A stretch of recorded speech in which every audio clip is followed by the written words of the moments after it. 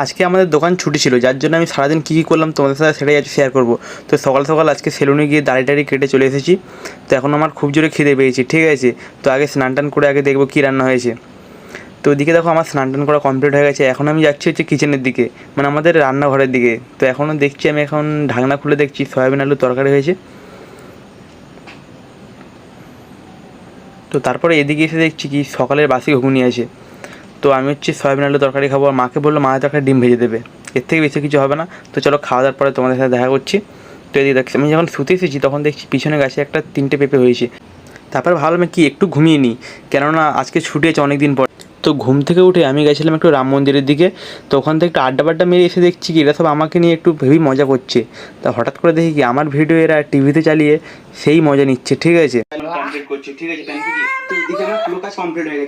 তো দেখো তার পরের দিন আমরা চলে এসেছি একটু তাড়াতাড়ি দোকানে, কেননা তার আগের দিন দোকান বন্ধ ছিল, যার জন্য অনেক কিছু মালপত্র সাজাতে হবে, গোছাতে হবে। দোকানের ভিতরে মালপত্রের ছড়ি ছিটিয়ে আছে, তার জন্য আমি কাকু সকাল সকাল চলে এসেছি। এসে দোকান খোলা হয়ে গেছে এদিকে।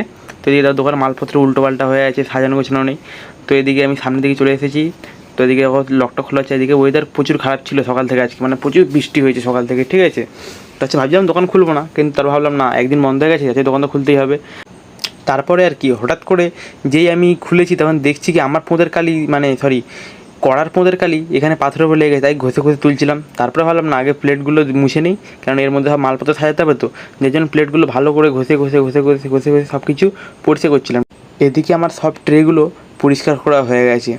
তো তারপরে ভাবলাম কি যে সব মালগুলো গুছিয়ে নিই, তারপরে তোমাদের সাথে আবার পরে ভিডিও করে দেখাবো। তো এদিকে দেখো চিকেন চমচম, মানে চিকেন ফিঙ্গারগুলো আমি সাজিয়ে নিচ্ছি। তো এরকম করে আস্তে আস্তে করে পুরো সব কিছু সাজিয়ে নিচ্ছিলাম। তো পিছন থেকে হঠাৎ করে একটা দাদাভাই এসে বলছে কি যে বাবু কিছু খাবার টাবার হবে কি? আমি বললাম হ্যাঁ, কেন হবে না। তো এদিকে দেখো কাকু ফিঙ্গার টিঙ্গার সব কিছু ভেজে সব রেডি করে হবে, কাস্টমারকে সার্ভ করে দিচ্ছে। আর এদিকে আমার সব কিছু মানে গোছানো কমপ্লিট হয়ে গেছে। এত ভিড় ছিল, তোমাদেরকে কোনো ভিডিও করা মানে পাইনি, সুযোগ পাইনি। তো তার কিছুক্ষণ পরে স্যালাড প্যাট সব কিছু শেষ হয়ে গেছে, যার জন্য আমি তাড়াহুড়ো করে কিছু স্যালাড কেটে রেডি করছিলাম। আর এখন হচ্ছে টাইম 10টা, ঠিক আছে। দেখো আকাশে কত সুন্দর মেঘ জমে আছে। আর আমার একটু তোমাদের সাথে ভিডিও করে যে শেয়ার করবো একটু টাইম পাচ্ছিলাম না, এত ভিড় ছিল সন্ধ্যা থেকে, ঠিক আছে। পুরো সব দোকানে মালপত্র শেষ হয়ে গেছে, যার জন্য তাড়াতাড়ি দোকানটা বন্ধ করে দিচ্ছিলাম।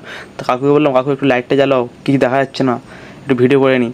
কাকু বলে ঠিক আছে জ্বালিয়ে দিচ্ছি। তো কাকু একটু লাইটটা জ্বালিয়ে দিল।